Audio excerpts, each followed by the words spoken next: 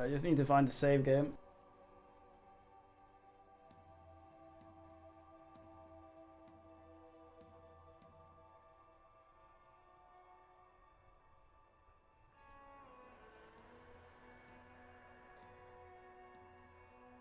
It's been a while since I've been this excited about a game. Like usually the talky games like this tend to exhaust me pretty quickly. This no matter how good they are. But this is just like I can't stop playing. App data local low. Zone.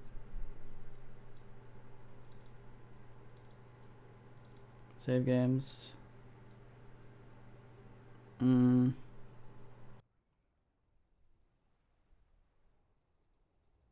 Yeah. I'm linking it. Quick save.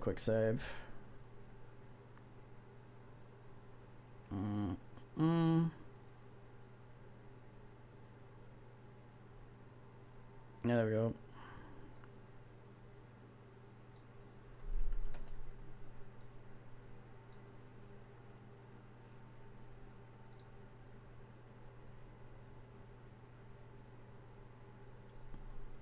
Alright, Dolores.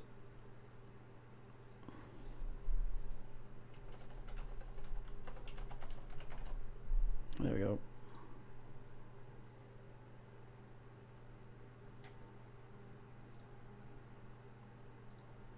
Okay, sorted. I hope. I sneeze. Or did I? What's that sneeze? So this is after, right? Now we done the thing. Smoke on the balcony. Find rent. Ass.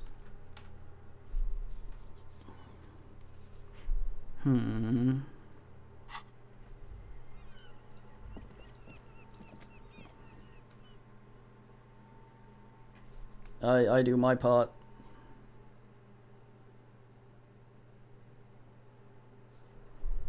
Kim wants to wobble.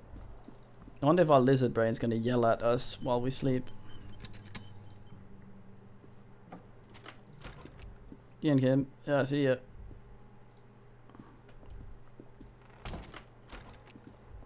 Bye. What a nice man. God, I got boisterous. She can choose when to shed, and she often does it when walking past me. Equip this to play tapes.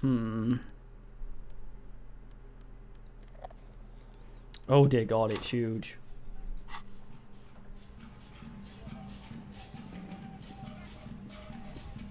Fucking hell. I thought we could use this for playing like evidence and shit. Dear God, I thought it was one of those little recordinators or some small ass. Go down. Put my bag and go to bed.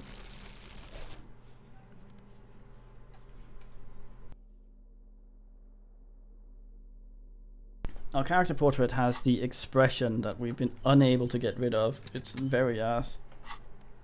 Let's equip some electro bullshit trousers.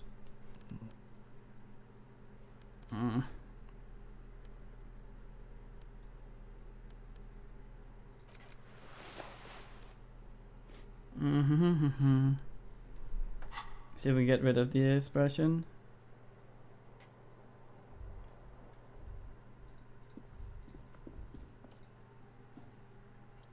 No, we still have the expression. We need electrochemistry up a bit before we can try and get rid of the expression. Fucking expression. The vile thing.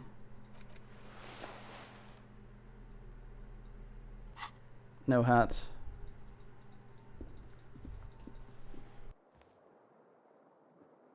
Now do we wobble or do we go out without Kim? Possibly steal the legs of a thing.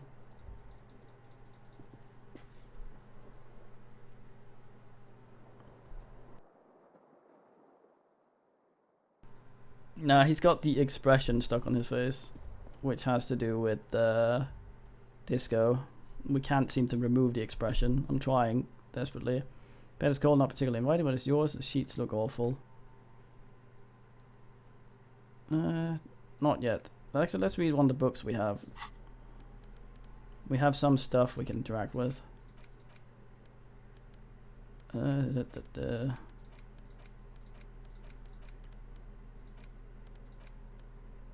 the book there. We have the tattoo picture. Can have a look. Yeah, we know that. Who are you? Gone. What's the meaning of this tattoo? Look at the racist mug again. It's just a racist mug. What's there to read here? Not much. Hey, Tenchi man. Oh, it actually told me that someone was doing a thing. I didn't realize. Oftentimes it never tells me if anyone hosts or raids. Hello, many men. I doubt there's anyone that was here before that's not aware of the good man Tenchi. Is it Tenchi? Or is it Tenki? Tanky? It's probably Tanky, yeah. Right, you come at a perfect moment where we're just looking at an extremely racist mug, so I'll just put that away right now. And save this. Tie them for a great raid. Please don't take my women and potatoes. Let's see. We're just about to go to bed, I think. We just ran into a bug, which is not fortunate. So, yeah. I can have a show of the skill system if men are interested. So Disco Elysium, right? I literally just had this rant. You're an amnesiac in this weird 1950s world of cop things, and you woke up after being very drunk. You assume. We woke up here with our arse sticking into the air, naked, and we've supposedly trashed this room. I'm not really sure if we did or not. It's a bit open to interpretation. But we have these skills, which are kind of interesting. We have intellect, psyche, physique, and motorics. We have all these skills that have to do with this. And the base number we will have in these skills equals our stat. But then there's other stuff we can do to improve the skill. But the thing about these skills is they work both for and against us, which is very interesting. When we have conversations with things, which is basically what the game is, you go up to things and then you get the usually Infinity Engine type conversation tree where you click responses and then things talk at you. That's all the action. No combat. Well, there's sort of, I guess, but it all happens in those dialogues. So think Planescape Torment. But we have all these skills. Logic, encyclopedia, rhetoric, drama, blah blah blah, all on the intellect, and depending on how these are, you're both better and worse at things, which is very interesting. The devs explain it as you can make any sort of detective you want. Well, not exactly, because I mean, unless you cheat it, you can't be good at everything. But well, the old archetype. But the thing is, a lot of these skills are double bladed. What's it called? Pogo sticks. And having them too low or too high is both good and bad for various things, which is a very interesting way of doing it. Like, for example, we have pain threshold here. Shrug off pain, they'll have to hurt you more. So 3 in pain threshold right now. There was a point in this where we failed our, I think, rhetorics or something check, and a guy insisted we take a seat in a very uncomfortable chair, and our pain threshold was too bad, so the chair was like, I think he said it was something akin to a drill up his arse while sitting there. So all our other stuff became harder because we were uncomfortable in the chair we were sitting in, because our pain threshold was not very good. The thing is, though, as it says here, high levels, pain threshold turns in on itself in a seriously unhealthy way with a full-on self-destructive behavior. With low pain threshold, however, you suffer too easily. Even a slap from a teenager will make you whine and complain. So you kind of want a balance, I guess, because if you have really high pain threshold, you'll be able to tank basically everything, but you'll also kind of start seeking out pain. And generally, your guy will try to beeline for the most painful option he has, which is kind of funny, I guess. All the others are kind of similar. We have perception. That's our big man skill. We have a 6 in perception, which is a lot. High perception level takes in every final detail of the physical world, enough to overwhelm all but the strongest mind. However, low levels, you're going to miss out on everything. After all, you can't arrest what you can't see, hear, or smell. So the higher we get perception, the more we start sensing everything, and it becomes harder for us to not get overwhelmed. I'm not exactly sure how that manifests. I think it has something to do with volition and maybe composure, where we have to sort of try and keep our brains in check because we're just being flooded with information. But yeah, well, you'll see. I think we are ready to go to bed, unless is there something I wanted to do before going to bed. We can go back to Joyce, but I don't think so. Smoker from the balcony, jam mystery. We have all these things. Well, bed, what's left of it, I guess. Okay, we got our shit together. Almost leveling again, so yeah, let's just go to bed and see what happens. We have a partner that usually follows us around. He's gone to bed now, so now is our chance to actually go out and do things without him. But we're kind of trying to redeem ourselves for all the awful shit we've done, so while, well, past us has done, we don't know much about our past except that he was a dick and broke a bunch of things and insulted a bunch of people and was generally unpleasant. We also lost our badge and our gun, which we are trying to locate. We don't know what we're called either. Bed is cold and not particularly inviting, but it's yours. The sheets look awful. Crawl in. No, I wanted to read the book, didn't I? Ah, damn. The sheets feel at once coarse and clammy against your skin. The bed sags beneath your weight, and you stretch out. As you stretch out and finally close your eyes.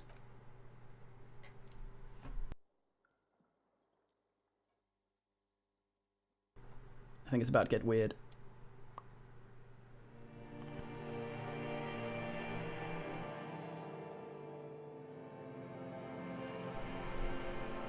And then sleep doesn't come. Why? But I want to sleep. I think these options also depend on our skills and some of the thoughts we have in our brain right now. We're kind of whingy the way we built this guy, so he often sort of just is a sad sack that tanks it. He's the sort of guy who gets his turtle run over by a lawnmower and just sits there and goes, oh well, I guess that's just life. But I think, yeah, he's a sorry cop. There's also, I think if you put a lot of stuff into body and not a lot into brain, you'll sort of be very overly aggressive with things instead. Why can't we sleep? Maybe it's the bed's fault? Take the pillow. Oh yeah, there's also the skill called Inland Empire, I think, which is basically what they say is supra, spelled like that, natural, whatever, and it allows you to talk to inanimate objects. So that might be the sort of conversation we're having with our bed right now. So I think there's actually a bunch of supernatural stuff in this, but you can only see it with a certain build of character, which gives a lot of replayability. Its synthetic filling has separated into hard lumps. The pillowcase smells oddly. Ah yes, so this will happen quite a lot in dialogue. This can happen multiple times in a row, for example. This is our perception chipping inwards and stuff here. There's a bunch of hidden roles all the time, and all our skills have something to add to things generally, which is really nice. Like, I think empathy will, for example, when you're talking to someone, will sometimes tell you if they mean what they say or if they don't mean it. And if you're shit at that, your character will often take things at face value. Smells of alcohol and sweat and grease. Take the blanket. It barely covers your toes, stretching over your soft belly. This is your body here. Intimate and warm breathing. Composure. Our composure chips in.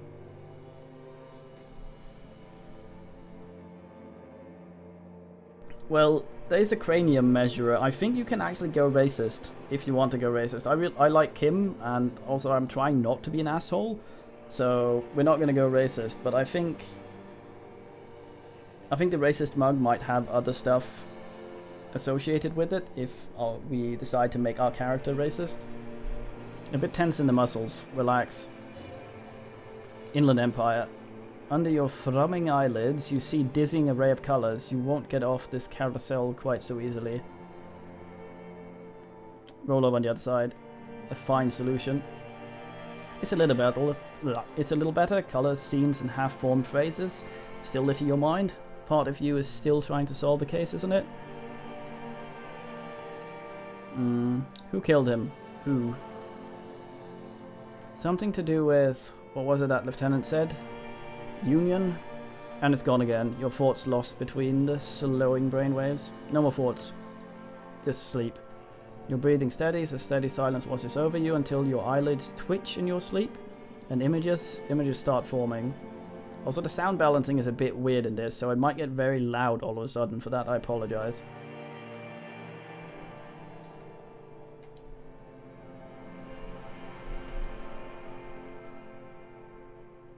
Oh, we're dreaming, I guess. Let's just save. We had a bug. We're not scumming anything, even though you can scum everything. But we had a bug, so we're a little wary right now. We have our bag with us.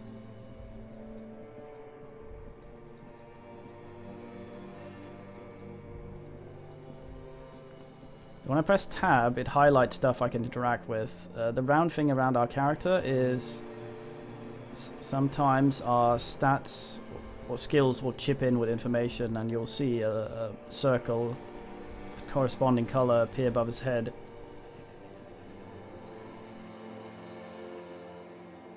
Yeah, that might be true, okay, right? So this is the case up here we're trying to solve. Why is there a disco ball? The hanged man. It's us. Look at us dangling. Only thing we can interact with. No bottles? I look for empties. We made most of our money. I think you can take bribes or steal and be a complete knob, but we've just been collecting empty bottles. So I'm trying to redeem us. That does look like us. Do you remember the scent of your childhood? I think that is our ancient reptilian brain, that voice. What is this? I remember nothing. I was born in a hospital where people usually go to die. I remember nothing. We're very boring. Do you remember your wife's hand on your face?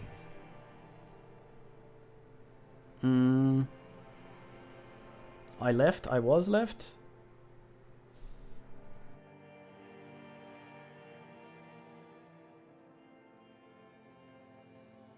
So I think a lot of these options actually decide what happened in our past, rather than it being a thing set in stone that we need to thingy. So I think which we choose here might actually decide whether or not we were left or she left. You said who? Do you remember the warmth of her thighs, between her legs and in her mouth? Okay, I'm gonna say I was left, simply because... I don't know, that was probably us being an asshole, which it's easier to hate someone than just to be, I don't know. That's right, funky baby. And you just stood there. One hand on the bottle, and the other on your dick. Watching her go. Let it all be dragged away from you. Yep.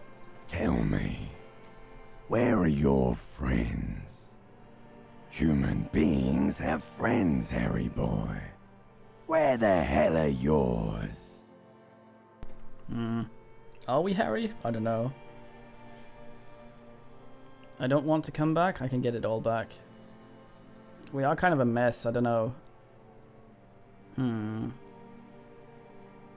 I get it all back. We're gonna be Super Cop again. No. It's gone. 3 times gone. And never coming back. You failed. You failed me. Oh no.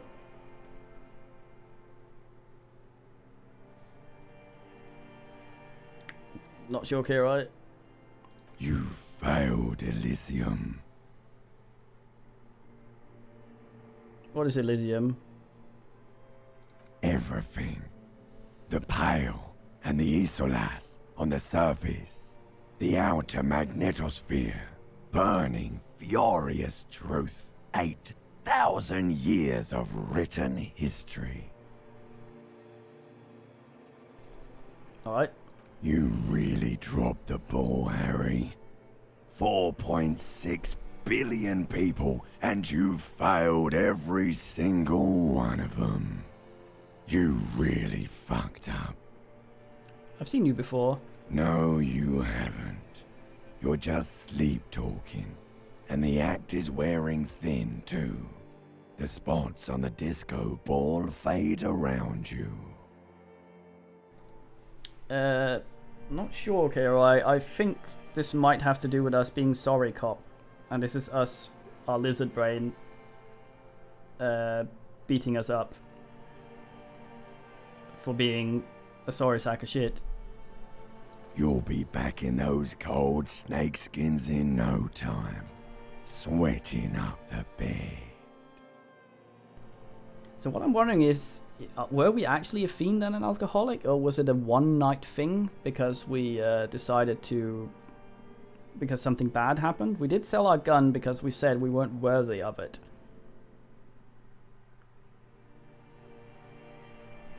Yeah. Stinky boy. Thanks, limbic system. At least you're not... Oh, it is the ancient reptilian brain. Yeah. I can come back from this.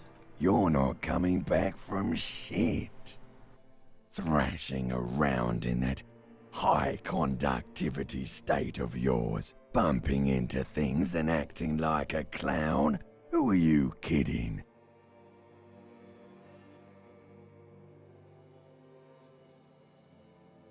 My mind is tired and broken. Help me. I'm trying to solve this case. We deserve no help. You're trying to what? I can't hear you. This is just a word dream now. Jumbled up garbage. The pictures are gone. The bed rises to meet you. A thin, sleep-like state. More glass than velvet. Grinding in your head. Something is wrong. Sleep shouldn't be this bad. This dry, this unnourishing. There's something wrong with your thoughts. Some kind of new type of hangover. God, there's another type?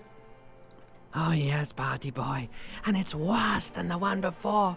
Just think of the shit you saw. Here it comes too. So soon already. A silent alarm goes off in your head like clockwork. Barely let you sleep at all. Time to get those clothes on, Harry. Time to go to work in the shit factory. If he wakes up and rushes to the toilet, I'm gonna laugh.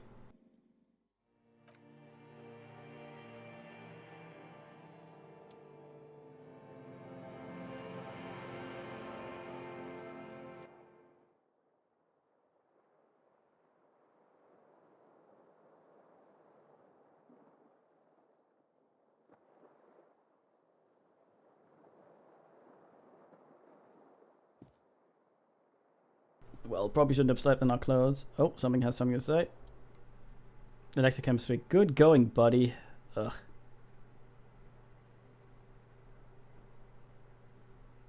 Is this how it's going to be now when I close my eyes? Yes. Wait till you see the one with the chick in it. It's going to be a good one. You'll feel even worse this morning than you did last night. What chick? You don't know? Some broad that messed you up. It'll come to you. It always does. What the hell's going on with me? You mean why are you so tired? Too tired and and down to even think? It's worrying, isn't it? You can't be a detective like this. Detectives need to be able to think. You're going to suggest drugs, aren't you, electrochemistry? You always suggest drugs. Why is this happening? Is this your heart has finally pumped all the speed out of your system, Buster? Time to get some more. Knew it. Volition.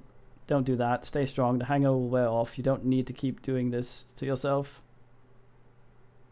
Wait, what is speed? Speed is a potent central nervous system stimulant. It keeps you propped up all day without all day yesterday, and despite your debilitating hangover. Oh, it kept you propped up all day yesterday, despite your debilitating hangover. How else do you think you even got up from the floor? You got up from the floor because of a holy vow that you made 16 years ago with me to wake up exactly. Our volition is starting to sort of make us a boring moral man. Very good. Good man, volition. Wake up exactly 7:30 every morning until the day you die. Don't be silly. There was no vow. You were high on speed. That was the only reason you got up. You can't detect without it. It's that simple. Opt in to speed. No, I don't think so. No, I can take this. I'm not going to go looking for speed. Are you sure? Ready to live as a pathetic shell of yourself for days? Basically a week? Let's be honest, 2 weeks, maybe 3. You won't make it. Half of the town will be dead by then. You will be fired. I'm not speeding. That's a lie. I can do without speed. Half the town won't be dead. Suit yourself, slow, sad shell man. See how you do without your spark. Are we any sort of fuckinated now without our speed? Hey, they fixed the wind. No, they didn't. Never mind.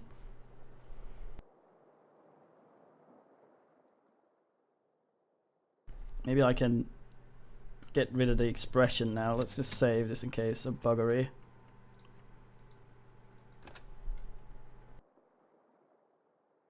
Electrochemistry is probably right. We are withdrawal man, I guess.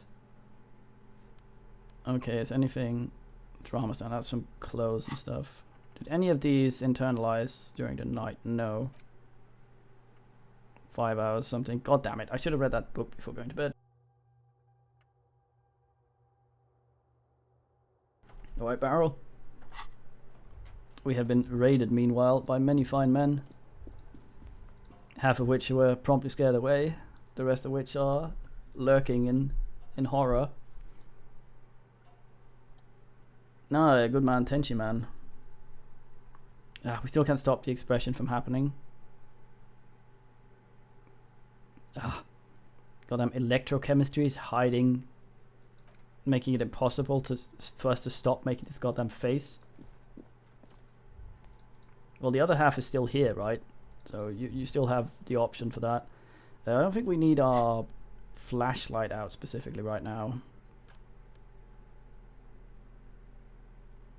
Horrific necktie gives us Inland Empire, I guess. There we go.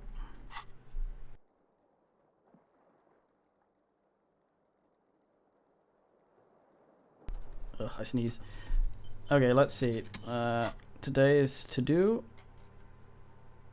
Cargo container door. We can try rhetoricing it again. Inland Empire on the Hanged Man. These have updated. Okay, so yeah, these are the checks marked with white are skill checks that we've failed previously, but because we've leveled in them, we can now go back and retry. Bag cop. I hope people have littered more so I can get more bullshit here. Need money, goddamn. You're not awake yet, Kim. This is let's not bother the lady.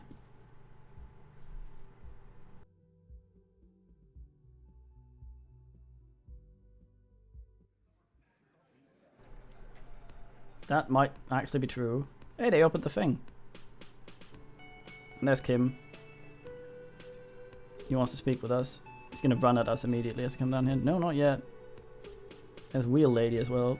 Good morning. Hey. Morning. What up? Morning. Looks like we can get back to work at once. The Union muscle turned up. He points to the mess hall doors. They look rowdy. We should talk to them. What do you mean rowdy? I mean ungovernable. Mayonnaise isn't exactly enthusiastic about the RCM being here. They prefer to be policed by the Union. These men here.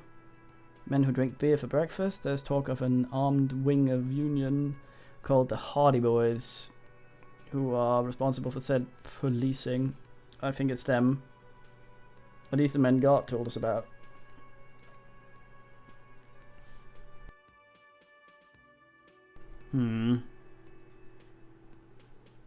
Completely forgot. He looks at the note. Sorry, I had a rough night's sleep. It's them by the looks of it. Loud and nasty. Just like the manager said. Hey, ding ding. So where do we put our ding ding? We can do this mid-conversation. That's pretty neat. I would like more fort thingies. The question is, do we get rid of that one or do we unlock another one?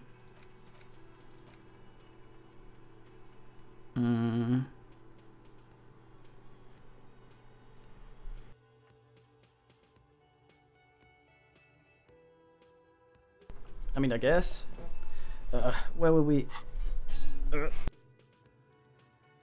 thing about the forts is we sort of need to have them going while we do other things, since they take time to sort of brew. We were also considering putting something in logic, which is right now is a depressing 2. Also have composure, which is still at 5 regardless.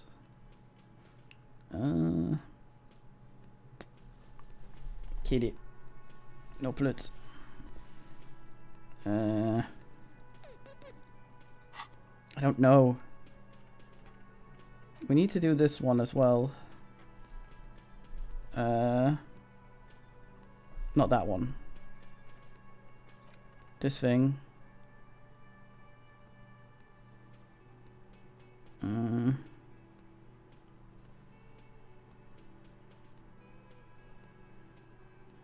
It feels like the most important of all the forts. The one you truly must complete. I guess we have to do that then.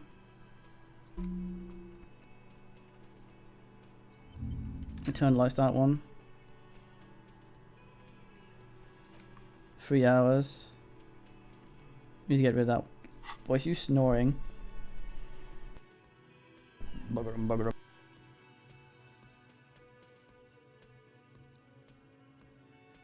I rub kitty. Oh, we need to talk to that man.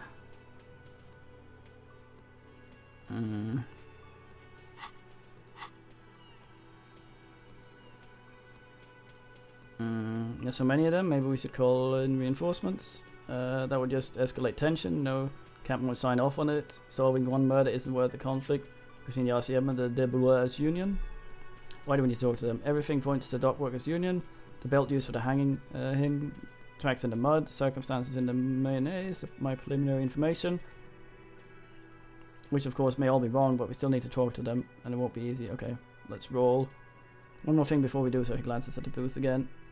You don't have to talk to them immediately. We can walk right past them, continue with our business. Yeah, streetwise, zoom right past, do it in your own terms. We're in no hurry to leave. I think they think they own the place. Anyway, I leave the choice to you. Whatever you decide is fine with me. We have a few, I think,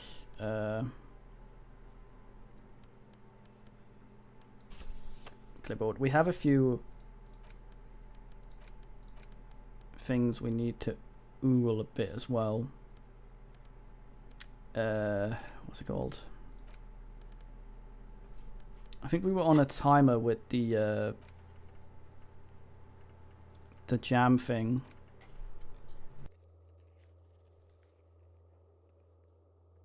I think we didn't have that many days for that, so we gotta smoke on the balcony. That's after the thing. Yeah, we should go pay this guy. When did I actually say?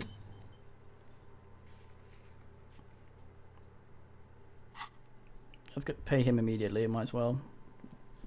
Can I help you? My bill for tonight. Here's the thing. There you go. Bling bling. Yeah, the experience is always 100 for each skill point. Room for tonight, but remember you'll need another reel tomorrow. Yeah, sure. We're pretty low on the thingy. I think it's a bug, but sometimes our inventory keeps lighting up like we need to Google it. Just Like there's something new in there. The old woman turns back to the cafeteria manager. Composure. She is agitated, judging from the way she keeps pulling at the frayed edge of her blanket. Good man, composure. And there's no public phones nearby? I know where there's one, I think. The closest phone booth is down the coast. Sorry for the inconvenience, Mum.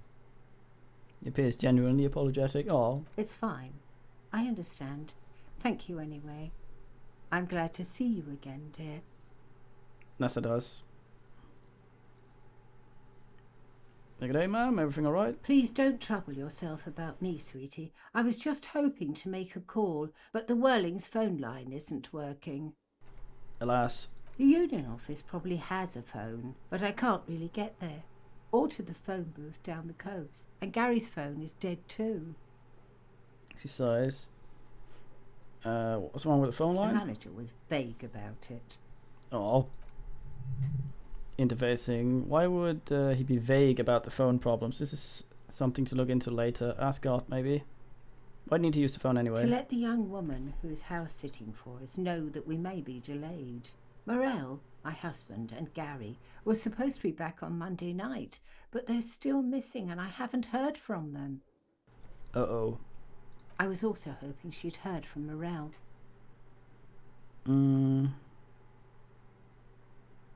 Sounds like more like a side thing. I need to take care of my main thing. Nah. Okay, I'll bite. Where's your husband gone missing before? That's just it. This isn't like him at all. He always plans his expeditions so carefully. Cold breeze hisses through the dense thickets of reeds. Something sweet in the air.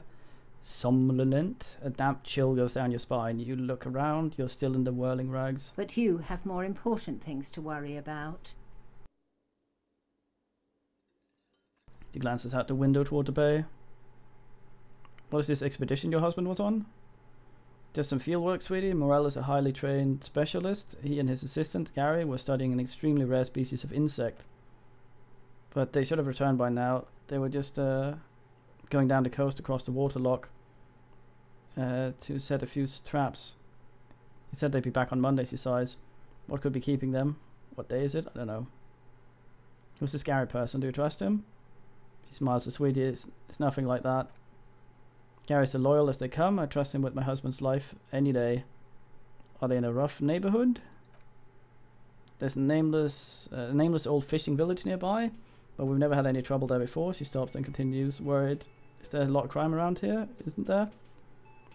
I can't say it's the best part of town, but I wouldn't worry too much about a pair of grown men traveling together. Inland Empire. Do it, find a husband. This will surely lead to a cryptozoologist mystery and be extremely rare insect. Damn it, Nigel. It sounds like police business. I will find your husband. Are you sure we have time to go chasing after bug hunters just now? The lieutenant tilts his head towards the vigilantes in the cafeteria. I says we played cool, but I already given my word. I'm honor bound to thingy. It's just a little side thing. We'll do it down the line. Sighs, if you say so. Oh, thank you, officers, truly. I'll be right here if you come across any sign of Morel. Your husband some sort of scientist? Oh yes. Oh yes, she says with a pinch of pride. A zoologist, a cryptozoologist. To be more precise, what's cryptozoology? It's putting all the people in the zoo that bought all the things for Bitcoin farming. Pseudoscience that attempts to legitimize research into mythological beasts and urban legend. The lieutenant sounds impressed. That's one opinion, yes. People are entitled to their opinions. She's used to playing off such insult casually, but they still affect her. My apologies, ma'am. I did not mean to undermine your hobby.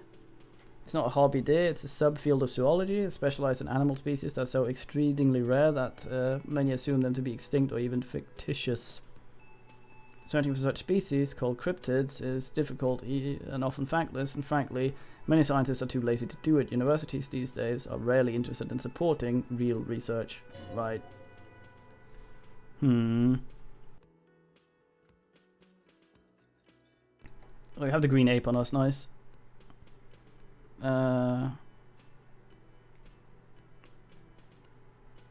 Maybe we can convince her to tell us about some cool cryptids. Oh boy, yes. You're an enthusiastic idiot, but you're still an idiot. Want to know everything about cryptids, living cryptids, extinct cryptids, marine cryptids, land cryptids, bring it on. We don't have time for Cryptozoology 101. Let's get back to work, shall we? Tell me more about Morel, looks, character, your relationship. Oh my, yeah, I'm not sure where to begin. What's he look like? Well, his person is slightly grumpy, but his eyes are always bright and curious, like a small boy's. His palms are quite coarse from all the field work, but he's quite gentle. It's always a challenge to describe the person you know best in the world. Let's try again. If we were trying to look for him on the street, what would I look for? Oh well, he's a bit shorter than you, but with a larger frame, and he's a longish white hair. Usually a bit uncombed, you might say wild even. Lieutenant pulls out his notebook and begins jotting down the woman's description. One other thing, he's likely have all kinds of field gear on him, even if he's not out in the reeds, you know, just in case. How long have you been married? I'm celebrating our 16th anniversary this autumn. Her smile is soft, not the most numerically satisfying anniversary, but I like the less obvious milestones even more, somehow.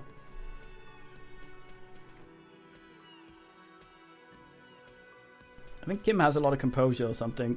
He likes pretending not to be interested in things, like his car. How did the two of you meet? Via a dating agency, I'm ashamed to say. I was looking to get back into the scene after recovering from my accident, and he'd just divorced. We hit it off, and well, here we are. She smiles wistfully. Is he skipping over some important parts? Perhaps you'll find out more later. Thanks, reaction speed. That's all the information I need. Tell me more about this rare insect your husband is looking for. Oh, sweet. It is fascinating to catch as yourself, but I shouldn't bore you with its etymological minutiae.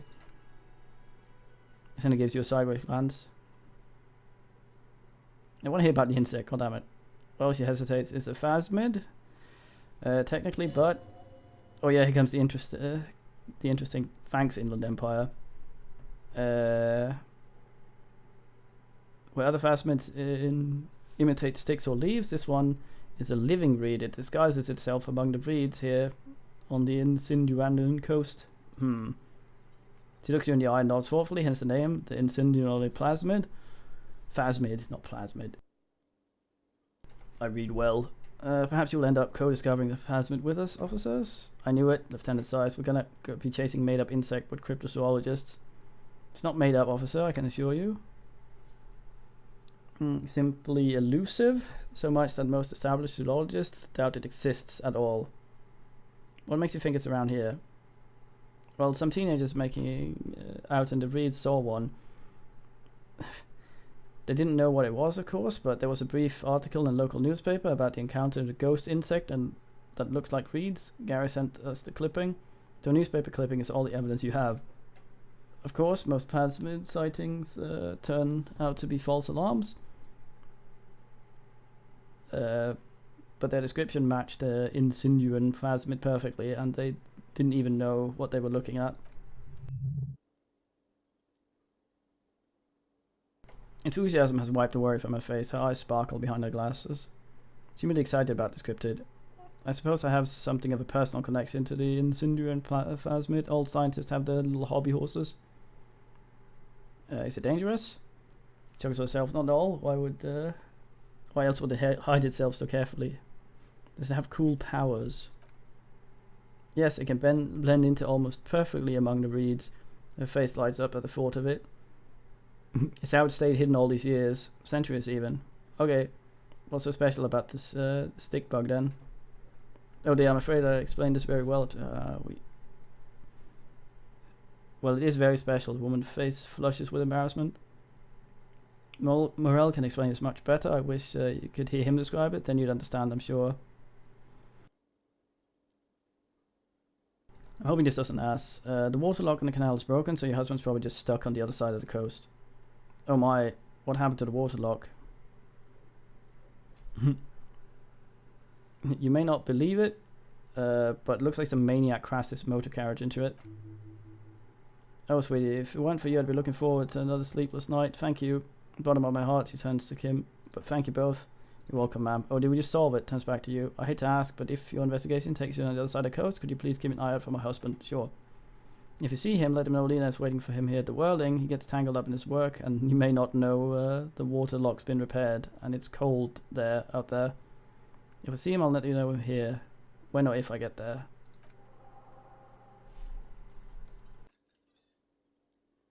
Hey, we get a suggestion. Yeah, so because we asked more stuff, less worried about her husband, this thing is easier. Oh, such a dear, thank you, sweetie. Let's try again. Yes, we did it. There's really no point in manipulating anyone. She's only too pleased to tell you about her work. Go on and ask. Hey, Lena, I'd like to hear about some cryptids you've studied. Could you tell me about a couple of them? Oh, I'd be delighted. Truth be told, I could really use the company too. Lieutenant throws one of his looks. One cryptid, not a couple. One. This won't turn into some kind of cryptic extravaganza. Just one cryptid, Kim, please. It's a tiny, wafer-thin cryptid. He nods and assumes a waiting pose. Cryptids. Let's hear about all the interesting cryptid. You want to snort it, don't you, electrochemistry? Come on. Encyclopedia. Whoa, tough choices here.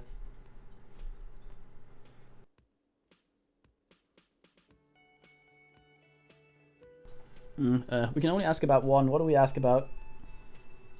The biggest cryptid, the tiniest cryptid, the most dangerous cryptid, the monkey pen we got, invisible cryptids. I think we can only ask for one. I suspect this might be relevant to something else we haven't really poked our noses into. Small, you say? Tiniest cryptid. Cytobreaker cantalensis, she answers immediately. Cyto what?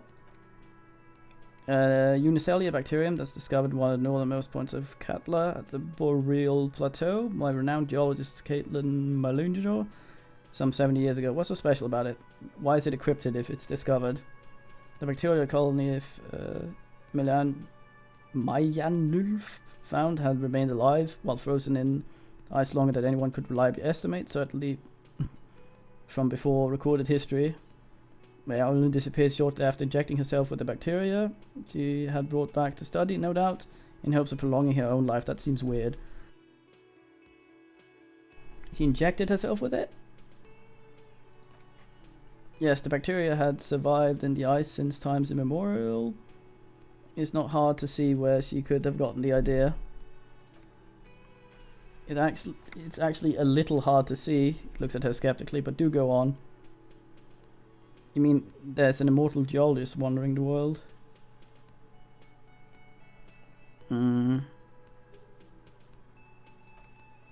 Yes, and she's quite mad too after she treated herself with the bacteria. She stopped aging.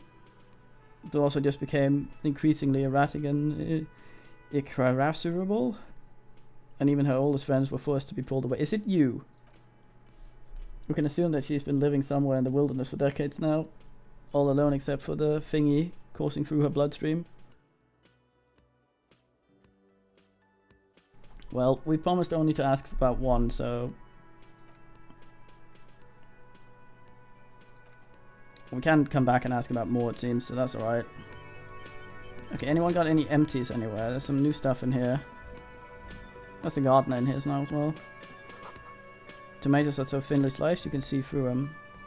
Hey. Still the same. What was it I wanted to do?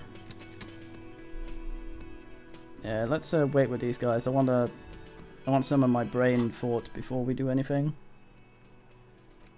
2 hours, 5 hours, damn. An hour and 2 hours, basically. Okay. Need to bin some time.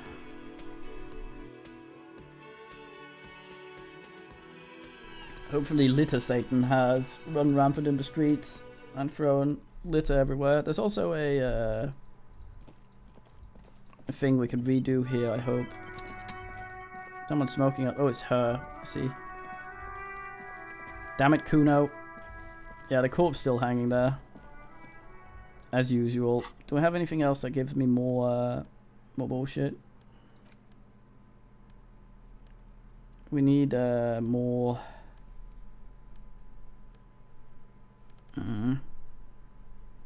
We have as much Inland Empire as we're gonna get, I think.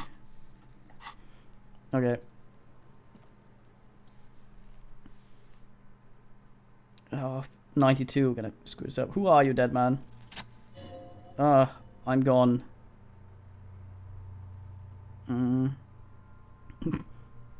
Okay. Where have you gone? Into the wild pale yonder. Where's that? In the past, way out into the west. I can see you've gone, but who are you? I'm a joke, look at me. There's nothing funny about you.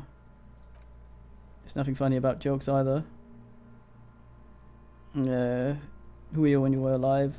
A killer, a motherfucker, and a killer. In that order? I have a question for you. Go ahead, Kobo. What's happening? What do you mean? I'm talking to you. It's the power of your black frothy liquid starts bubbling on his lips. Imagination. Go ahead, ask me more questions. You fucking love questions. Why do I love questions so much? Because you're a Copperoonie? Oh, cop. Let's see. Look at all of them go. Do you want more questions? Yeah, give me questions. Here you go, you loony. Is my name Rooney? Fuck no, you're no Rooney. I strike myself. Rooney's not who I am, I'm Harry. No, you're not Harry either. You're a motherfucker. That's who you are. Rooney the motherfucker. God damn it. Why do I feel like I've forgotten something terrible? Because you have. I hate you. You stink and you're boring. Do I remind you of someone? Deep sea creature? No, not quite. Be fair now. Don't remind me of anyone. Sure I do, just don't want to admit it. I hate you and you're boring. Baby affected with harlequinism. Terrible disease, by the way. Sure wriggled down to that one, Coponi. Enough.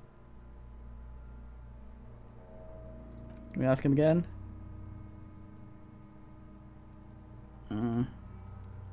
Preliminary examination is done. Let's get him down from there. That didn't really make me any smarter.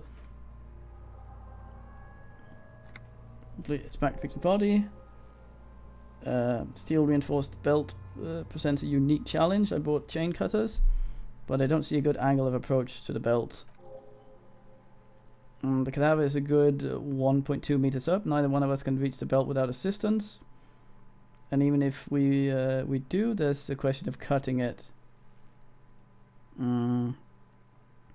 Shoot him down.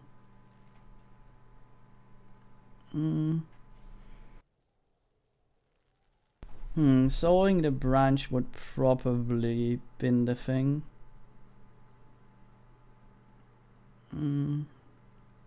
Ask for help from the harbor? I was really hoping we wouldn't. The Union appears to be suspects in this case. It would be a dangerous route to go.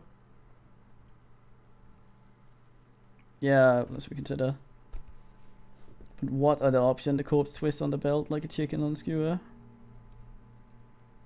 Could saw the branch? Climb up there and saw the branch? Yeah, it seems dangerous. There has to be a less risky way, with less falling down of trees. And have someone else do it? Someone else, he pauses? You mean like the police? You have a point there. Sadly, yes. The whole RCM is out there right now, doing the exact same thing we are. Are you in a rush to help them? Not with this on our hands. He covers his nose. I mean, we could get some... Drive the car over here. That's a birdhouse. Drive the car over here and maybe sort it.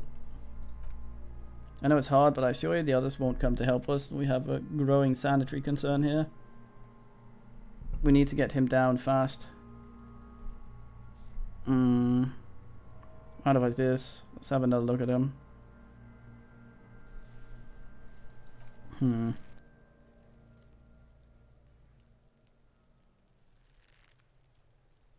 What to do, what to do.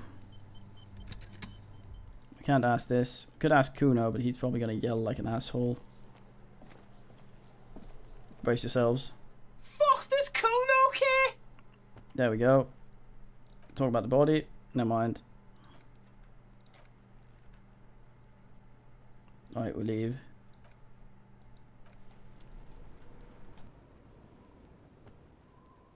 Kuno's a twat. God damn, how do we do this? I don't want to shoot it down. I don't want the dock men doing it either.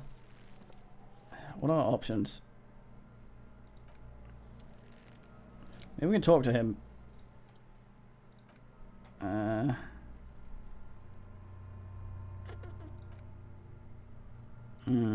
Maybe if I get one of the tools in my hand. It's in my bag. There we go. Maybe.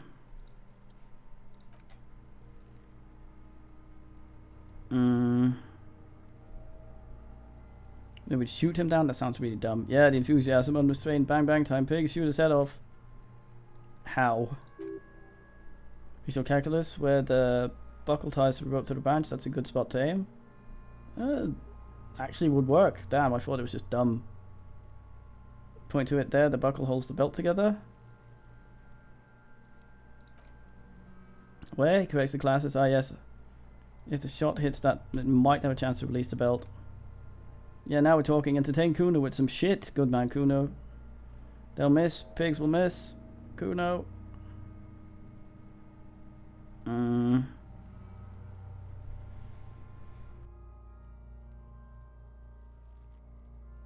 I think we are. I'm not really sure. Is it hand-eye coordination? I think it is. Let's back off for a second here. See if we have any clothes that let us be more body. I'm not sure if interfacing has to do with shooting.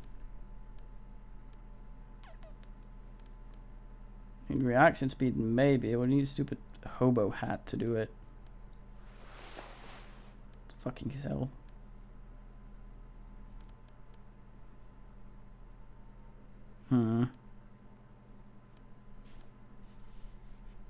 Which one of these is shooting? Hand-eye coordination. We don't have anything that makes us better at that, do we?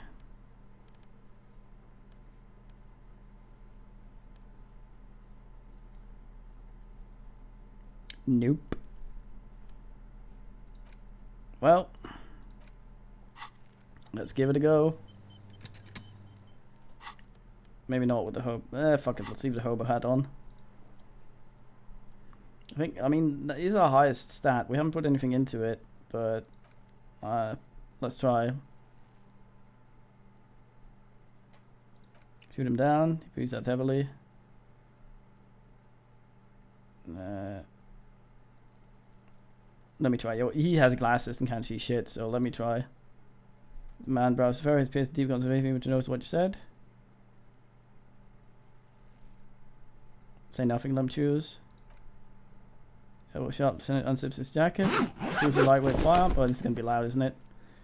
Drops the paper cards in the barrel, separates the encouraged thing, 5 tucks.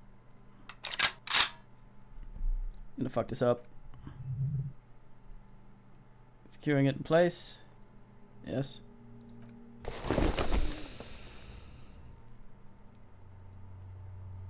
His finger, the corner of his eye twitches.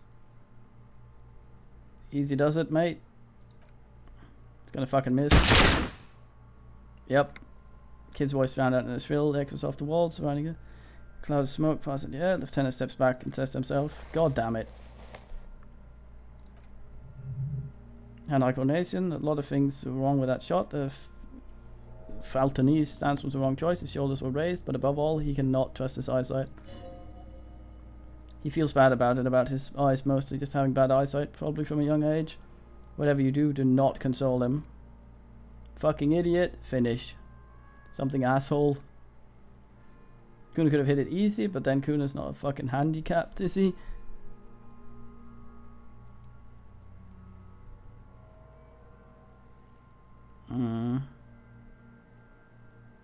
Do not console him. What now? I have to say it's beginning to look unlikely we're going to get him down without assistance. Can I have the gun? I should try. As bad as it is, shooting firearms like Punky Paws instructs. Please load the pistolet. Go ahead. I'm not stopping you. Just don't lose it. Peace shines in his outstretched hand. They only have one gun. Sorriest pair of pigs Kuno's ever seen.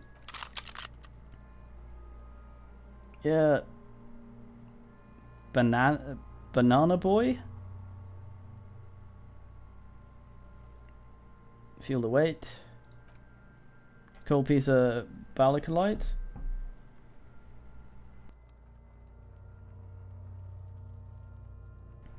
Well, and gunmetal is surprisingly light. Your finger fits through the guard, instinctively resting on the trigger. Interfacing, you've held this P9 arsenage before. You pointed at some point it probably used to be your choice of firearm. Feels comfortable, like you've never laid it down. So you're waiting for Kuno? Tell him to shoot himself in the mouth. Point the gun at the belt. Buckle comes into focus of your sight. You stand with your feet planted firmly in the ground. Left hand supporting the gun. Oof.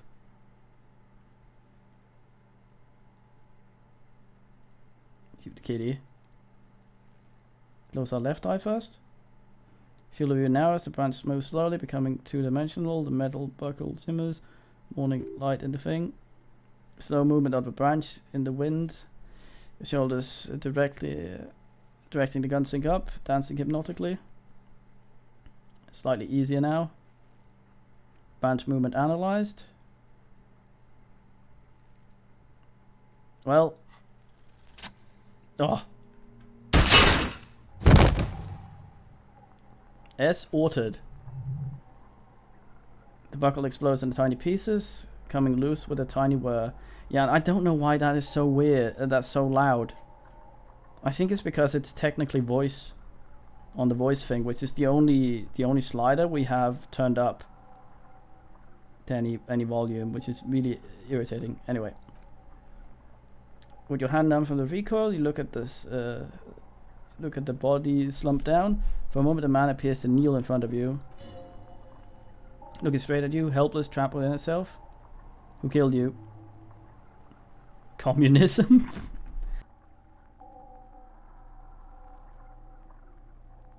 So the scabs, I guess. Oh no, wait, the Union then.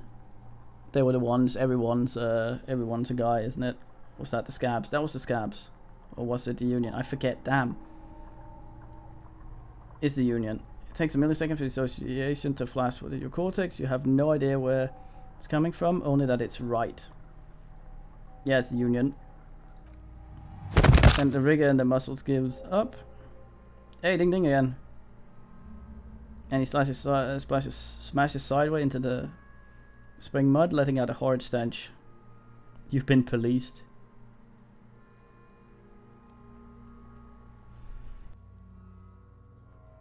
They do. Wait, we got another point. I think we're okay with brain for now, so we need to put something in something that's not just brain. Are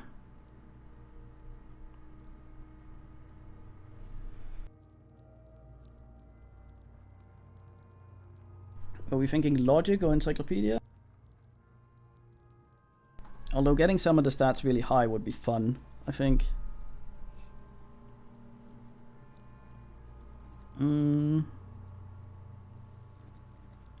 We don't have that much compose. Well, they have 5. 5 is alright. What was it we were talking about? We wanted this thing asking us 0 authority because we got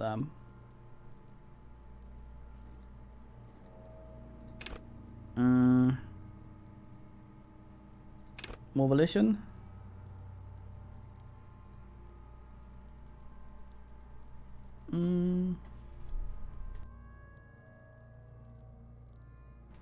Yeah, I guess.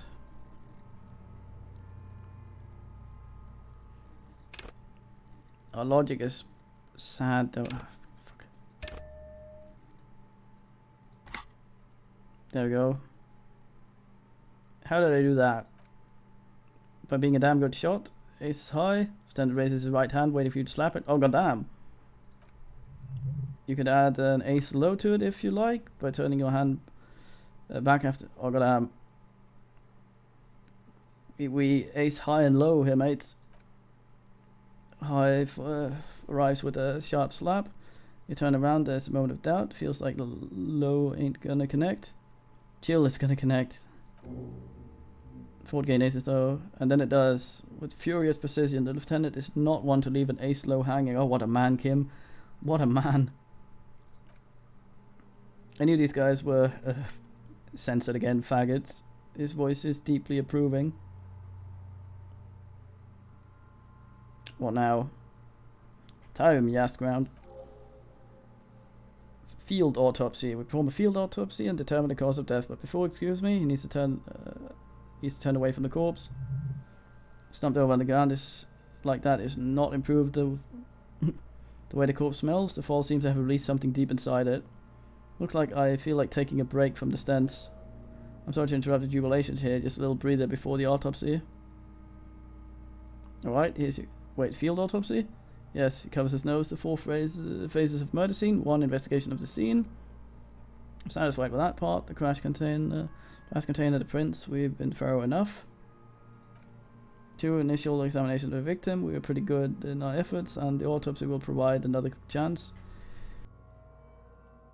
I think this is probably some of the stuff he would have told us where it bugged out last night. 3, field autopsy. This will not be pleasant or easy, and it will have to be performed on the scene. Score. The fuck are they on about? Cop's gonna cut his shit up next. 4 and final. Transport up to coroner's case to the district morgue. I'll do that if Santa stops. God, he stinks. Don't we have a doctor for the thing? No, you and I are detectives. The honorary rank of detective signifies our ability to handle the entire incident chain, from crime scene to autopsy, cleanup. We do it all. Honorary rank. An honor and a burden attached to your rank. Mine is lieutenant detective. Unfortunately, I can't tell you how tired I am of this corpse. I don't think I'm a detective. God damn it. Are you not? While shooting like that? Of course you are. Your station would not have assigned you this case otherwise. Alright. Here's your gun. He holsters it, and I would suggest we interview Everett and Joyce, the leader of the Union and the Wild Pines rep. But we've already done that, so it's up to you, detective. Take us where we need to be. Well then, we even got a new fort there that I could probably have used that skill point for. But wait, let's see what it is. Ace is low. Empathy towards Kim. Oh, nice. This towards him. The incident was not the first to see hybrid airships on both sides, but it was the coolest for an entire decade. Folded multi-rotor fighters into dogfights above Reshul. They flew over the sandy beaches and shot. The Aces Low was a custom among revolutionary brigades, performed after multiple kills. Lieutenant Kutruga seems fond of it. Why? Oh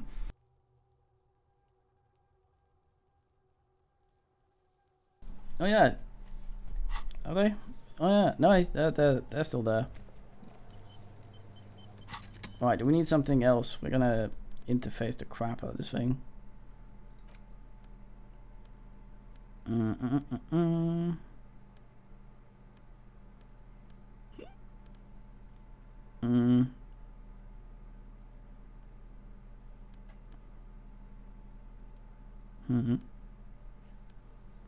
Stupid hobo hat. Off with that. It's a hobo hat. An orange bum hat. How do you like that, Kuno? Little twat. Fuck, does Kuno care? He doesn't seem to care. Never mind then. Right, let's have an oogle at the corpse. There's a stump up there. Is that part of it? Yeah, it is. Right, field autopsy time. Clippers. Kim's hopping up and down. Let's take this out first in a second here.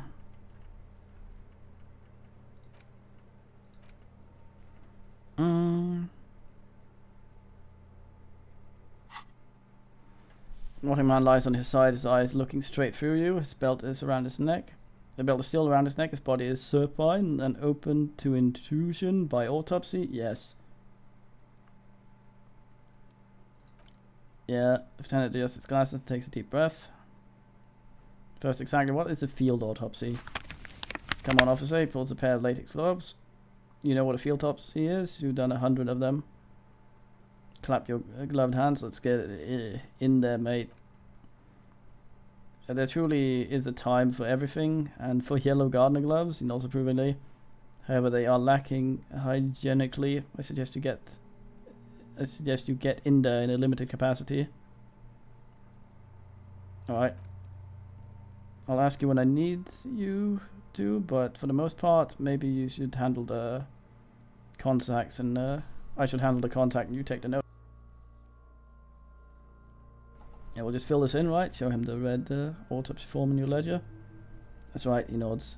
Where are we at XP-wise? Almost leveled again, that's alright. Tell me something, dead man. Enough of that. Open ledger. Ready to field or. Come back later, couple. Amuse yourself with my frank manners and my mentor mori features. If possible, also see me in your dreams. God damn it. Open your ledger and the field autopsy report form. The dead man stares in silence and you crack open the ledger. His bright red paper is covered in boxes and lists. Describing the condition of the skin and organs in 3 parts.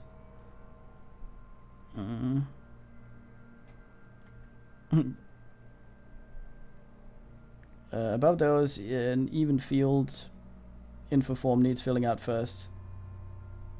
It begins with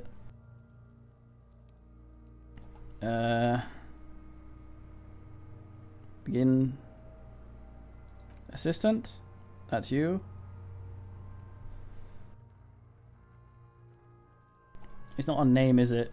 Leave it empty. You know, corpse lies there, indifferent to your retrograde amnesia. The next box says coroner's case number.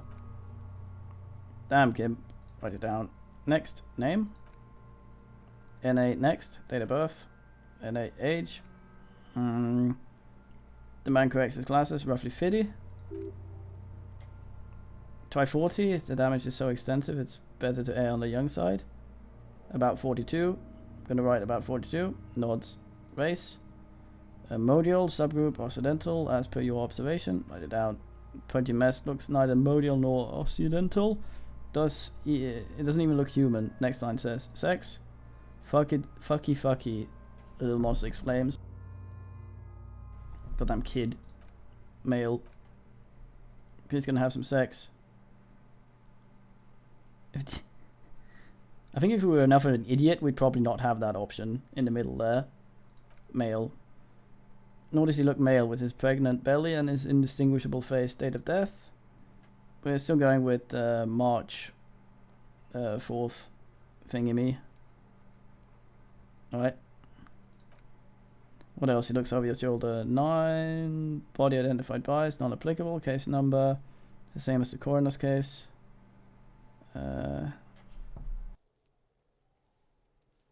KK 5700030815 listens motionlessly, with the cargo belt still around his neck. Only bone box remains. Evidence of treatment? None. At least not after the initial examination. What is treatment anyway? Interfering with the body's position or wounds post-mortem? Don't overdo it. It's okay to be unsure. Thank you, Volition.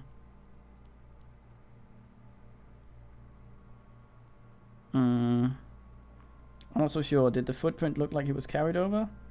They'd have to have incapacitated and carried him over. This man was more than a match for untrained dock workers. Places his hands on the corpse, dead man's chest as if in preparation. The central nervous system recognizes this gesture. It's the station of the breach. Esilatic, religious in nature. Hold out from the pre-Dolorian burial rite. Takes him 2 seconds to perform. Then, somewhere in Jamrock North, a small woodshed behind the Rosencrantz Row, Lieutenant Nick Feuerbach puts his hand on the chest of a small corpse, no larger than a monkey. It's raining outside, light drizzle. There's darkness in the shed. What? Elsewhere yet, an obese female sits in a wicker chair, her silhouette ball-like against the window outside Grand Canyon. Grand Crouton, sorry. The day is turning dim for Sergeant MacTorsion. His hand extends, he approaches to make sure she is dead. More than anything else. Good job, Rain. The building is tall, 7 stories wind-wrapped in solitude, and most of the apartments are unoccupied. This was a suicide, the other an accident, the small one. And so all across Jamrock, Coal City, GIH, 42 deceased persons found today, 42 stations of breath. We should start the post-mortem. Turn the page. The corpse cannot feel Kim's hands on his chest, it no longer meaningfully interacts with its surrounding. Well, a thicket of boxes and lists on red copier paper tries to answer why.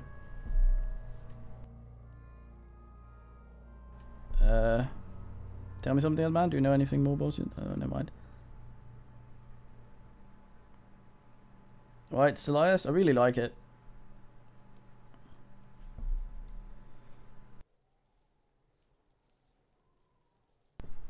Yeah, something like that. But it might be a flashback, kinda, since a flashback to something someone's told us they did, or we might have been there, I don't know. Come back later, Copo. Yeah, there can be a lot of stuff when a lot of the skills trigger in the same thing. Come back later, Copo. Amuse yourself with my frank manners. Anyway. Turn examination, summary.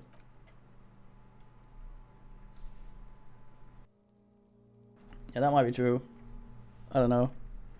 Clothes he begins. The deceased wears armored boots and white briefs. The maker of the briefs is Barulnamite, I think. Let's see. Turns the body to underwear label. See, it's happening. Barulnamite, yes. Inexpensive size. M, color white. Disappointment is palpable. The red head thing was expecting something more lurid. Write it down. The boots are ceramic, vitreous enamel, fused to the skin from blood flowing downward post-mortem. Removal of the boost is left for processing. Write it down. The Tuesday stands up, planted on either side of the body. The upper torso is covered in a single continuous tattoo resembling a national pattern. Reaches down to the right shoulder to the heart. The ink is blue and white. White tattoo, is that possible? The assistant has a color photograph of the marking to be added in case files as document A1. The photo is taken on the scene using a Trident Mini. Write it down. Deceased has a cargo lashing belt around his neck tied with a hangman's knot. Color yellow, length 3 meters. So they did do a hangman's knot on the fucking thing despite it having the straps to do itself. They wanted to send a message, I guess. It wasn't just sort of, we bin this guy. Deceased cargo around his neck. Color yellow, length 3 meters. There is a buckle on the other end. He uses a measuring tape. Well nourished, athletically built, measured 180 meters. Generally consistent with age 42. Preservation is good. Ambient temperature below freezing. Write it down. Body hair is light brown. Distribution is consistent with age. He kneels to get a better look. Deceased had male pattern baldness, hairs combed back short. Steroid head, the man said, I think. Touch the corpse hair before moving on. The hair under your latex fingers feel odd to the touch, wet. Stroke hair gently. Stench is suffocating, dark strands and brown start sticking to the latex of glove. Like thread off a ragdoll's head. There must be brilliance in there. He's combed his hair back with oil.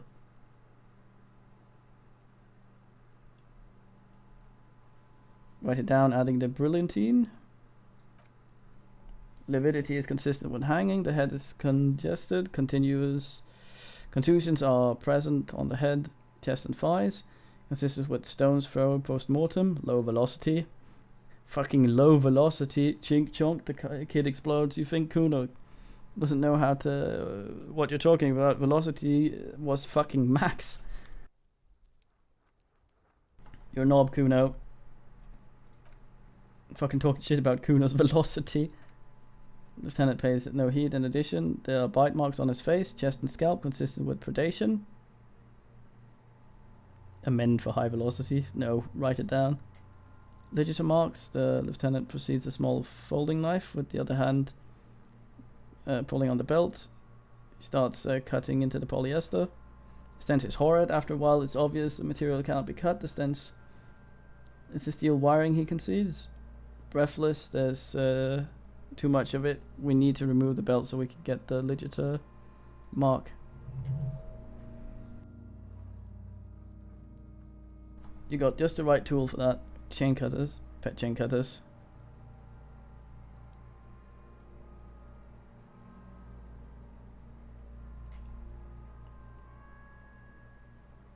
Yeah, good thing about these chain cutters. The most boring thing. Always good to think ahead. Now, he points to the rope before squeezing the dead man's neck. You need to cut the belt so the ligature mark below carefully with as much precision as you can. Uh-oh. See, my pig's gonna fuck his head off. Oh dear god. Shit, I don't have physical instrument. No, he ain't. He looks blasé. Your pig's gonna, as a boring fuck. Look for a good spot to cut. The belt is equally tight around the whole circumference of his neck, swelling over the edges like white bread rising from yeast. The knot is the weak spot. The chain cutters fit there, steady now, like a flower arrangement. I'm gonna fuck this up, aren't I? Yeah, so we have a bonus now because interfacing gave instructions. Like a flower arranger, 2 cuts should come loose. Come on, don't fuck it up. Oh, nice. After some deliberation, you sink the cutters into the knot, tying the belt together. You squeeze the rubber handles together, sweat forming on your brow. Press down. Snap, the knot is slashed, another cut, and the belt falls apart like a flower bouquet, revealing the dead man's neck, a dark red ligature mark around it.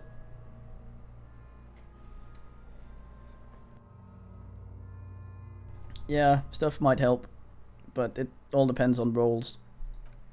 Lieutenant kneels closer, running his finger along the dark red groove until there's a gap. The rope rises to a point, leaving a gap in the ligature mark. The suspension point is in the back of the neck. Hemorrhaging observed on the skin above below ligature mark. Mark is well pronounced, consistent with a drop from 1.5 meters right down. Chest is intact. He presses down on it. Normal contour. Abdomen is protuberant. Pelvis intact. Genitalia. Pulls the man down the man's underpants. They're gonna yell at him now. Now it's gonna happen. See? I fucking knew it. Empathy. This is clearly what they've been waiting for ever since the autopsy began.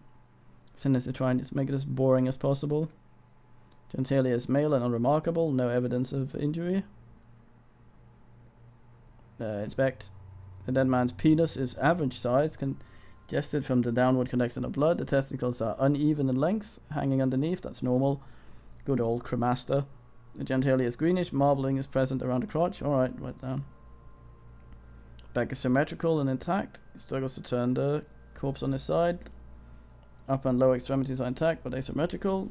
There are combat injuries on the right hand, thigh and hip. Right, so he was left-handed then, I guess? And that's because he got cut in his knife hand. I guess you don't defend with the opposite ass.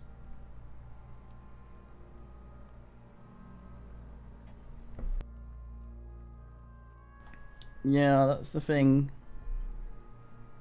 Might have been put there from elsewhere. In addition, I see small residual scars, too numerous to count, covering about 30% of his skin.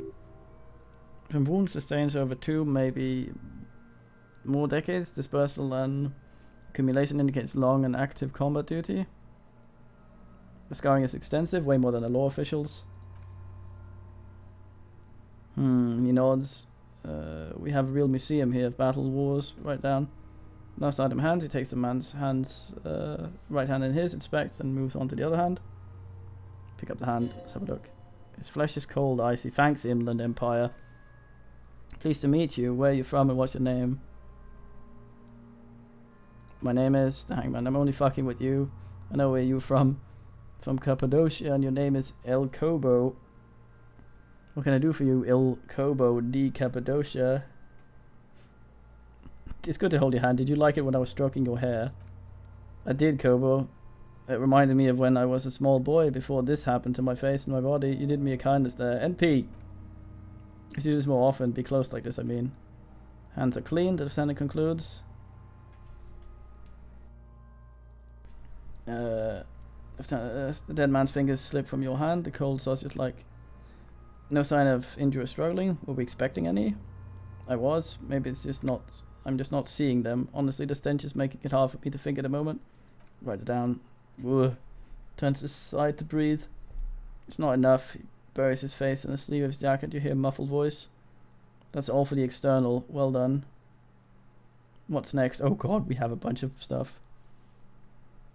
That's description of injuries maybe before we go internal.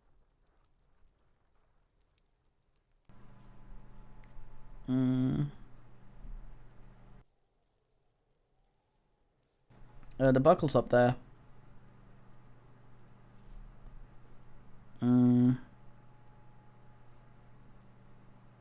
Description of injury summary. We can continue before we've gone to both external and internal examination first. Okay.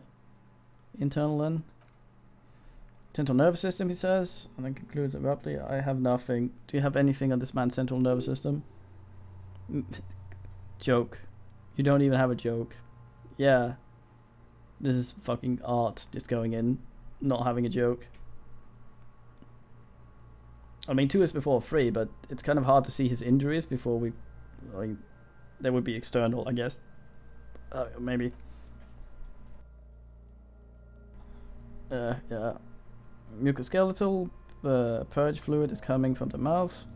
He gets close to the swollen mouth hole, eyes squinting from the fumes. Not injury related. Eyes and tongues protuberant. Hyoid bone. Let's see. With his eyes almost closed, the lieutenant puts his hand on the dead man's throat and begins to massage it gently. A rotting smell erupts from his mouth. Purge fluid runs down his lips, black and viscous. Perception hearing. You'll hear cracks as the lieutenant moves his sharp fingers inside the flesh, like the creaking of an old house at night. Yeah, jack that fucker off, god damn it.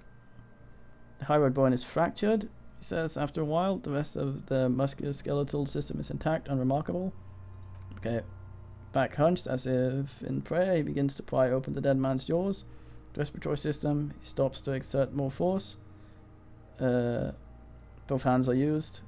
Oral cavity shows no lesions. The victim was received dental implants, possibly after combat wound. Mouth swollen, hemorrhaging present in mucous lips of the mouth. Let's have a look. No scream, no sign of relief rises from the darkness inside. It's humid stare, sickly sweet air. Unlike anything living, you feel like you're about to throw up again. Straight in the mouth of his. Google deeper. Ah, fuck's sake. It's hard. Yep. Once more you taste stomach acid in the back of your throat. The concentration, your throat pumps a little something from your stomach and into your mouth. You are forced to swallow just to keep looking.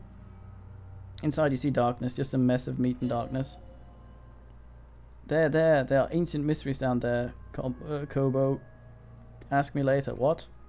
Tennis let go of the jaws, the mouth snaps shut before, hemorrhaging present in mucus. Reason patiently. Write down. Where's the brow? Hepatobiliary, NA. Don't we have anything? So the corpse stomach and a mixture of tiredness and disgust. You a hepatobiliary expert? I don't think so. Neither am I. And that's it. That's it. Okay. Same for toxicology and serotonin. Both? Unless you have untapped reservoirs of knowledge there. My fourth wall. The completionist in me wonders if there's still something we can do.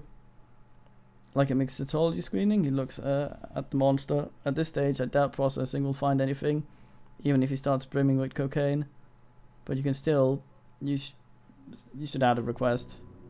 Brimming with cocaine. Shut up, electrochemistry. Right, NA and add toxicology requested. Cardiovascular, the body exhibits heavy lividity. Body, blood has gathered in the hands, feet, and neck. Hypostasis is visually consistent with a hanging. Write down. Gastrointestinal,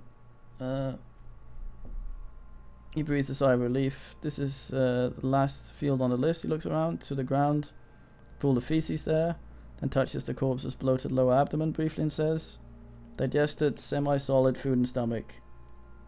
Voila." Write it down. Emit voila. What's next on the list? Description of injuries. Now to examine the body. Yep. Let's see. It tilts its head. We have bite marks, contusions on the head and chest, a legitimate mark encircling the neck. You'll need 3 fields. Leave a 4th one too. Be thorough if you want maximum results.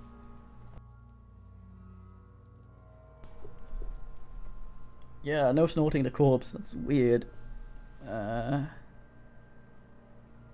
Bite marks? No, it's head, chest, and scalp bite mark injuries. Predation by birds has caused damage to the body.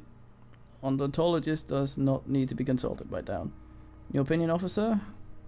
Beneath the description, there are 2 boxes waiting to be ticked. Yeah, non-fatal post-mortem. A fucking bird didn't kill him. Agreed. Next injury. Contusion. So the scalp bleeds from a post-mortem injury. A stone. Duendy does not have the rim of an early inflammatory response. Perpetrator in the scene has confessed to causing it post-mortem. Maximum velocity. Fucko. Has confessed causing it at maximum velocity. Write it down. Coagulated blood sticks to scalp and chest where the counter stones have hit the dead man. Beneath the description of injury, 2 boxes. Non-fatal post-mortem. Right, next. What's the 4th injury field for? Nothing, just in case. Turn the page back. Tell me something, dead man. Do you have anything more? At the autopsy, you said you have ancient mysteries. Oh yeah, Cobra. My logo in the gift, horse mouth. Tracks and wakes are waterways. Ancient material buried. Yeah, but to where, brother? Is a small gulp away, my beloved Cobra? A small gulp away? What? Alright. It's alright, alright. Injuries. Stupid cocaine creature. Bite mark contusion head chest. Language anything. No, literature mark. Finish the autopsy. A dark red abraded literature mark encircling the neck. The gap on the nape measuring, say, 7 centimeters. The hyoid bone is fractured. The cervical column intact. So he did die from the hanging. He wasn't choked. His thingy went pop. See hemorrhage on skin above the literature mark. Depth of the mark 1 centimeter. No signs of clawing on the neck. Right down. Below the note, 2 customary boxes wait to be ticked. The man's head jerks aside, awaiting your judgment. The ring around his neck is visible. Think for a moment. There's time. No rush.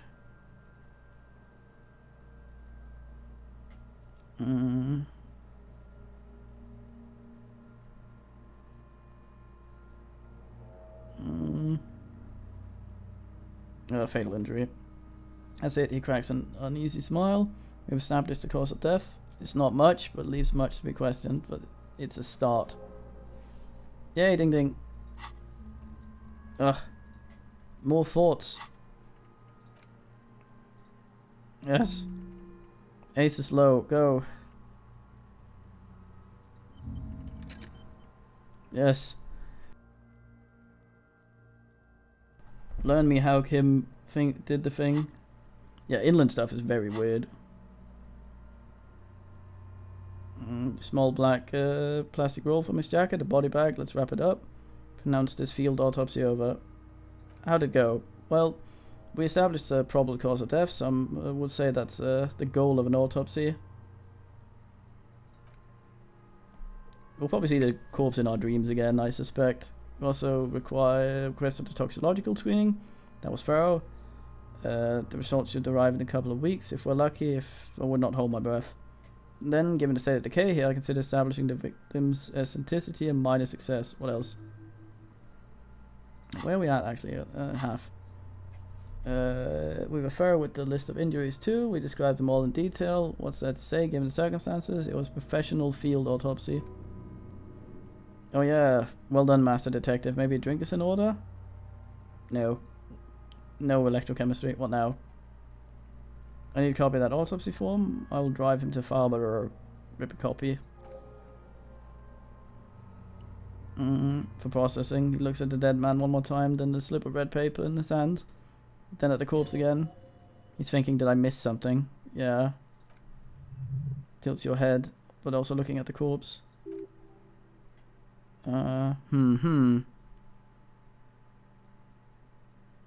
Establish probable cause. Look in the mouth, god damn it.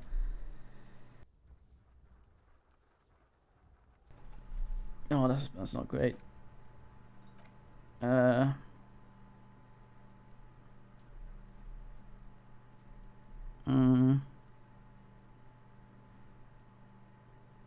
sure we didn't get everything. There's always something. Perception in the mouth. God damn it. Look in the mouth. Establish probable cause. Let's do it. No, god damn. Your arm reaches out and your eyes close. As if by their own volition, it's dark all around. You feel cold, dead flesh around your latex glove. It's right under the palm of your hand. What is this? His face, his cheeks, his nose, fat swollen lips like a rubber spider. Your gloved hand crawls on his features.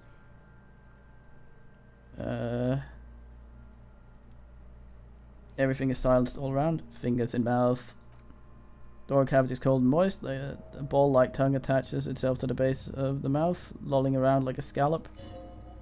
You're on the right track. Play with it, feels right. The tongue moves freely in the cavity. The mucus of the mouth is slippery, fragile even through the latex. From the soft meat, teeth are budding. Hard pearls of bone in the gums and in the back of the mouth. Can you feel it? You're so close.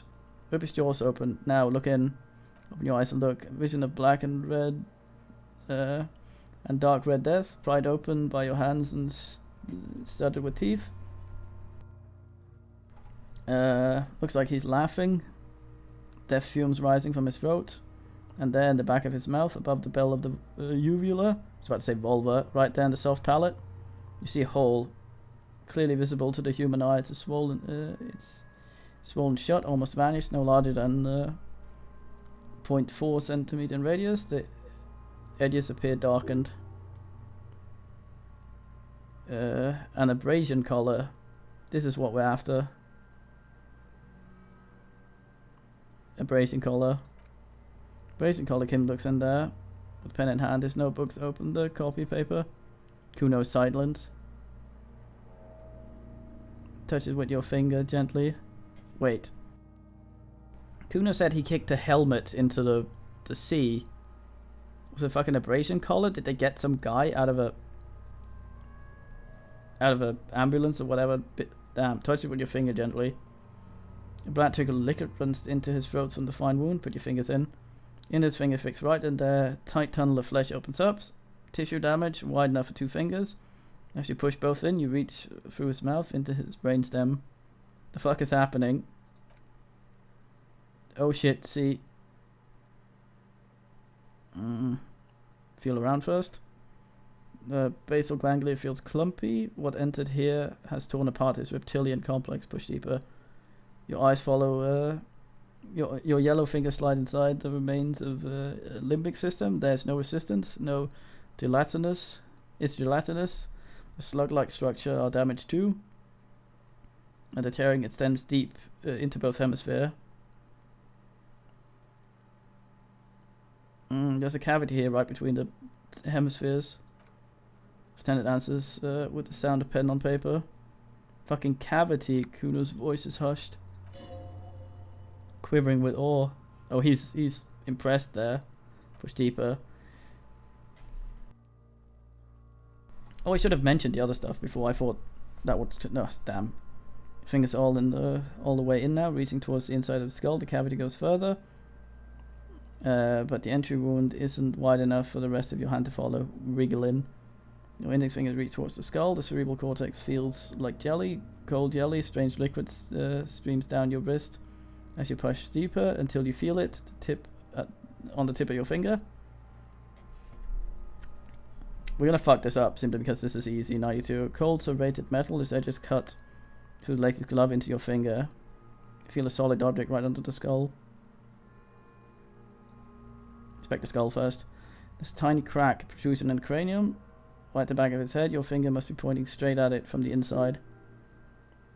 The object that is in the stop just short of the skull, in the cephalus, knocking this tiny fracture into the cranium. We have the makings of a very small exit wound here. Lieutenant leans closer. Forget about the fucking exit wound, Chunk. The pig is wearing him like a fucking puppet. Feel a solid object right under the skull. Can you get to it? He searches his pockets for something.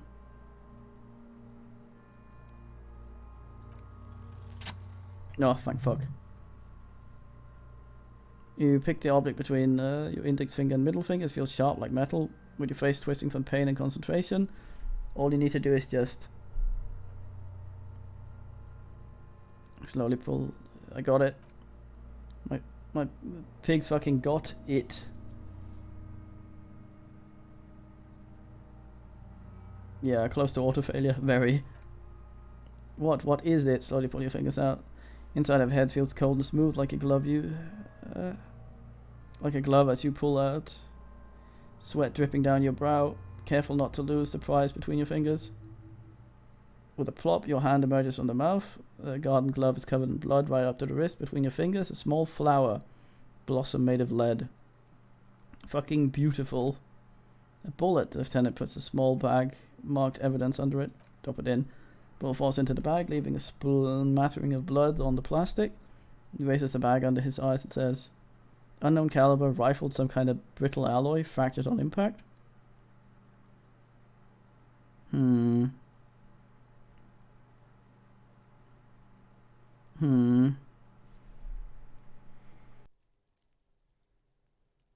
need to go back then.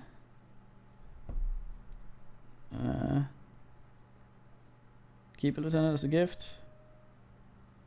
No, you deserve it. We can log it later. Lieutenant drops the bag in your hand. It feels light. Turns to a notebook. We need to add an item to the inventory list. Oval entry wound. Basin soft file back of mouth. Oh, Jesus Christ, that's loud. What the fuck? Yeah, he's a fine man. High velocity, temporary cavity in brain tissue. Small exit wound on the occiput. He underlines the injury forcefully. How does that sound?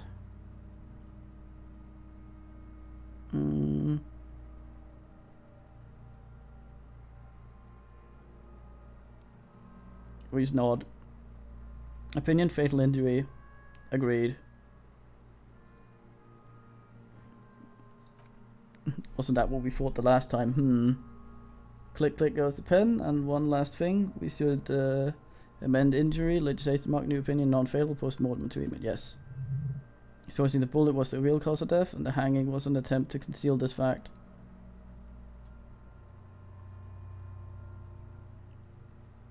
Treatment. Treatment officers attempt to manipulate the body after death to hide the real cause with the false cause. In this case, points to the mark encircling corpse next. This injury here. The legitimate mark, the fractured thyroid bone, it was all treatment. Yes, and the belt around his neck, the hanging even dragging him out to the yard. All of it was done after this man was already dead. Agreed. Story nods. I have had my doubts since you showed me the tracks.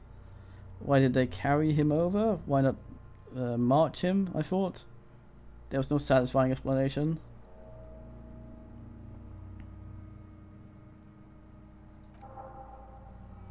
Oh yeah. Find a bullet before you got fooled. I bet it's from our gun. No, it wasn't. Why would it be? We arrived here after all this. There have been other signs too, small details. Everything is too neatly designed for us to assign probable cause, and we did foolhardily. Well, no more. We almost fell for it, he thinks. Almost.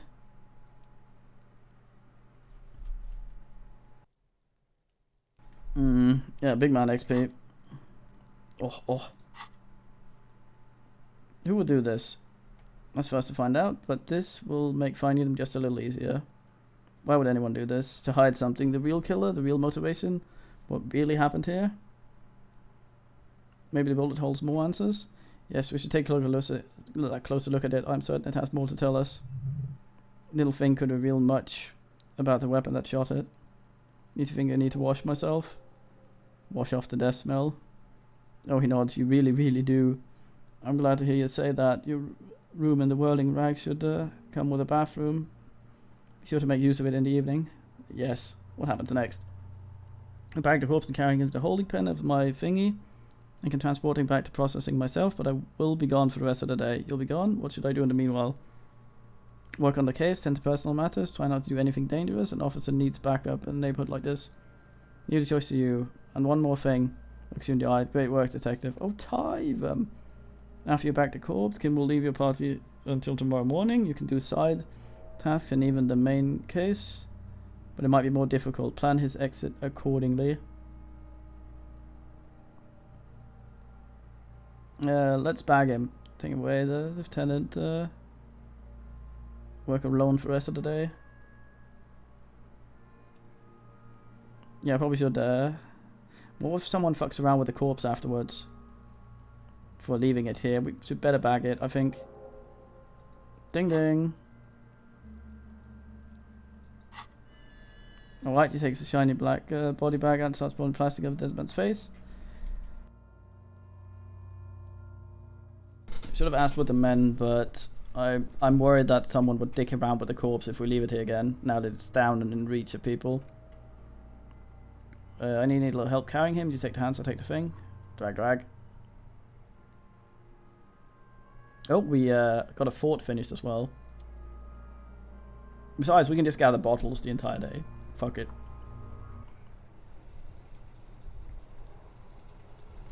Good man. Hey, our brain's ready. Let's just do the save. I can't. Oh no, I heard about this bug. Fort complete. The 15th in Dobratui.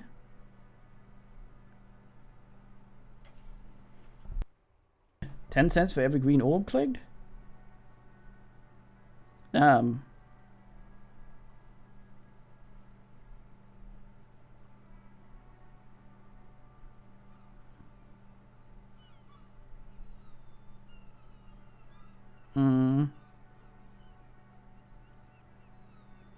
The rest of the kids are dead now. Car accidents and drug overdose only now. Damn.